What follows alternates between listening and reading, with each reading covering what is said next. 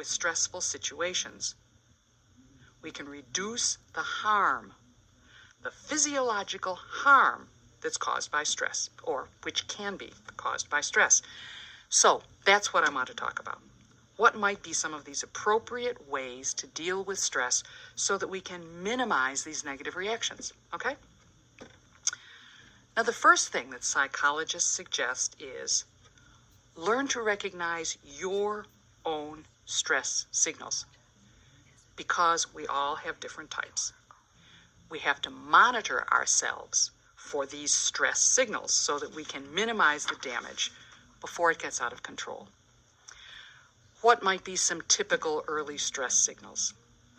Insomnia, weight loss, maybe weight gain, increase in smoking, increase in drinking, increases in those little dumb, I can't believe I did that mistakes, physical tension, tightening of our breath. All of these kinds of things people get, and they may be early signals of stress coming on.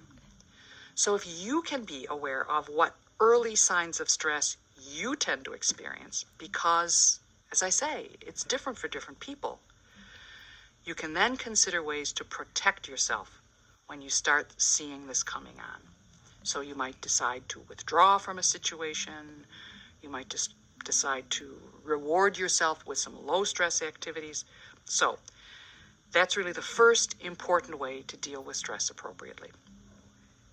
A second very important way is to pay attention to what your body is asking for. Many psychologists are finding that a good exercise program, good nutrition, both decrease the amount of stress and the effect of stress on the body. This is obvious. Exercise gives you a stress-free environment away from the place where you're experiencing stress. In addition, it keeps your body busy and preoccupied with this non-stressful thing, this exercise. Okay, the third thing psychologists suggest could reduce stress is, when appropriate, to make plans and act on them. I'll get back to that appropriate in a minute. But rather than wasting your energy on worrying about the thing that's causing you stress, just directing your energy to plan some steps and then to act on them can really help reduce the stress, because it reduces the worrying. And also, the results of the plan may in fact be to remove or weaken that original cause of the stress.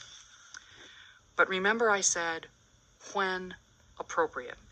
This next suggestion relates to when appropriate, because if the third suggestion was make plans and act when appropriate, don't sit around and worry, the fourth idea is learn to accept the things that are out of your control that you can't do anything about. When you're stuck in traffic, you can't change that situation. It just increases your stress to waste energy trying to resist what's inevitable. Very quickly then, the last one, pace yourself. Don't jump into things at breakneck speed, and divide large tasks into smaller chunks. You can think of a million examples of things like that. As students trying to get a paper written, if you wait until the last minute and then in a frenzy try to write this paper, there's going to be a great deal of stress associated with it. On the other hand, if you can make plans in advance, do your research on one day, gather the materials, read the materials on another day, plan and pace yourself so that the whole thing doesn't hit you all at once. So these are some suggestions to cope with the inevitable stress that's in all of our lives.